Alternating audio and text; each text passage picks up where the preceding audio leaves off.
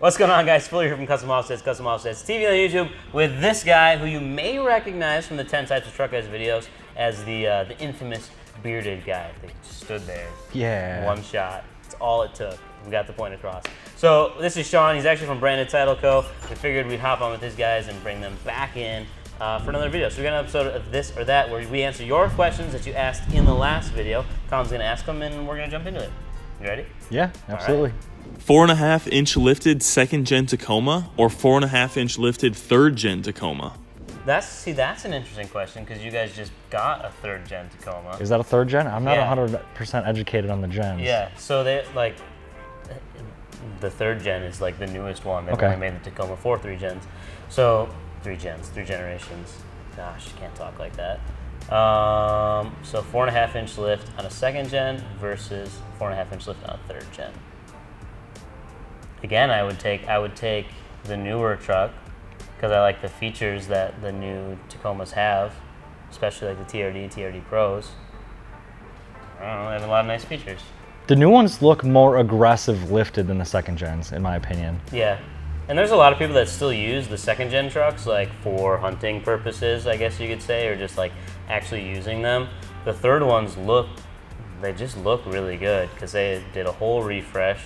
It's a whole new everything. And they're like bigger too. They just have like a more muscular kind of. Yes, and even especially on the inside too. When you sit in it, you still feel like you're in a truck. In a second gen, they're kind of cramped. You know you're not in a full size truck. Obviously, the third gen Tacoma isn't a full size truck either, but it's still like it's big enough that you feel like you can do things. It's pretty close. Yeah, it's pretty close. What are you guys gonna do to yours? I don't know.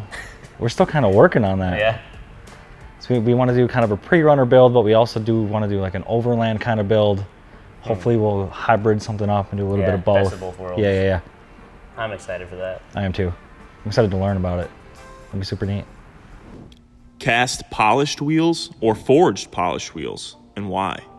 Pretty much no one polishes cast wheels because the metal it's not very attractive. Because do they like machine the edges on that at all? Like how do they? Yeah, you'd have to like cast the whole wheel and then go through and machine off the top surface and then polish it to get any sort of shine out of it.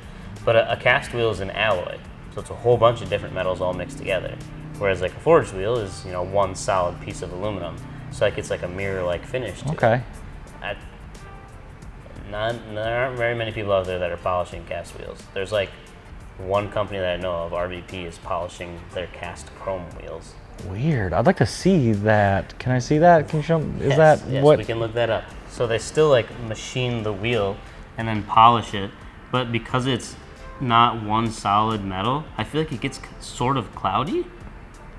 Whereas like in American Force or Specialty Forge, which is a fully forged one-piece block of aluminum, it's literally like a mirror. Yeah, it's like almost chrome. But they're super expensive and they require a lot of maintenance to keep them like that. Weird. I don't know as if I've ever seen one, but I think I'd rather keep it a little more authentic instead of trying to polish a cast wheel. Axle dump or semi-stack? I'm going straight douche stack, bud. Really? Sorry. I have. No way. You have to. No way. I just feel like it's appropriate at this point. That's the thing is the stacks have such a bad reputation that I would pick axle dump. And I know we're gonna get a lot of crap for this because we put an axle dump on a gas truck and everybody was very angry about that because they said it's for diesels only. And we said, well, you can do it whatever you want to do. We're gonna do whatever we want to do.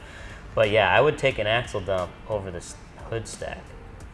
Either way, they both have cons because the axle dump is quite loud because it like echoes off the ground and is underneath your truck. Okay. The hood stack, though, you're basically putting exhaust right in front of you. All over the windshield. Although, you know what? I'll tell you what. If you've got a built diesel truck that you're like dragging with, and you got a little short hood stack that just comes out a little bit, I could get on board. But like full-on semi. Do people do that? Yeah. What? And it's sick because they just sit there at the line, just take off. I hope that sound effect gets made into a GIF. It's gonna be sweet. Running the most popular top-rated wheels or running an underrated set of wheels? Well, I guess this changes depending on what year it is, because like the most popular wheel always changes. Right now, being the TS 544, I'd hate to pick it because everybody has it, but it is a dang good looking wheel. It's the one that we just looked at, but I also don't want to have the same thing as everybody else. Yeah. So I don't know. I guess what would you go with? It's kind of a tough call because it's, do you get a tried and true wheel that you know is going to look good, but you're kind of copying other people, or do you try to take the risk, get something a little less known, but maybe to pull off the execution a little better? I guess I look at the vehicles that I own and the wheels that I've put on them, and I have never done anything that's very mainstream because I don't like to be the mainstream kind of guy. I don't know. What do you put on your stuff? I try to follow function more than anything, if I'm honest. Yeah. It's like whatever kind of falls into place with function and form with that. Which in the truck world, you'll fall in that underrated category because everybody wants 22 by 12s. Perfect. And, you'd probably throw on some like 17 by 9s and go run it. Yeah. Yeah, I guess I would go with underrated if I had to pick. Step sides or no step sides? Oh, like step side box on a truck? No step sides. That's an easy one for me. I can't even. It depends on the application for me here again. If it's going to be lifted and you're going to do that kind of off-road look thing that people don't actually use it for, I like a regular box. But if you got something lower, something a little more street track use, Yeah, I guess you do have a point. I like the step there. side. Yeah.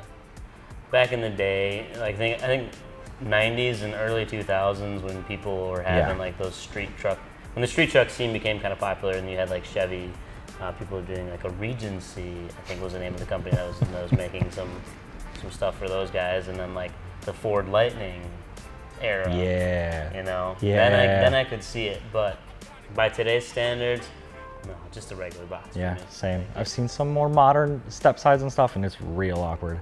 It gets weird, especially when you lift them. Like if you have, we'll probably be able to find some sort of image of a 99 to 06 Chevy 1500. Regular cab, short bed, step side, lifted, and then it's just like, it literally looks like you could just like tip it over because it's so not proportionate and it's got really big hips. It like wants to be a dually, but not. Yeah, it's real awkward, real weird. Branded Title Co., but instead, it's custom-built motorcycles or custom-built semis. Oh, God.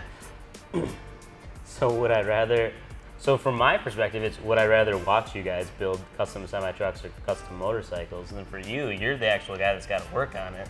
So This is a weird question. Who came up with this? we always throw a bonus one in there that somebody picks at the shop. The rest of them we usually take from the comments, but I think I'd do motorcycles. I think it'd be easier, yeah, a lot less expensive. significantly. Yeah, those are the main ones.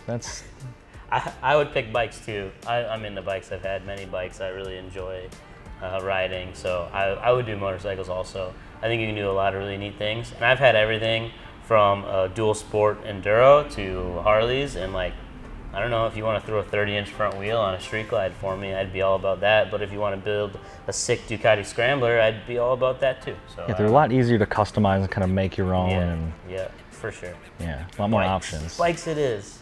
So that's another episode of This or That. If you guys have any questions that you want us to answer, you want us to bring back Branded Title Company, you want me to yell at Sean, you can just direct all of your anger towards him in the comments below. Otherwise, make sure you like, share, and subscribe on YouTube. Go check these guys out too at Branded Title Company.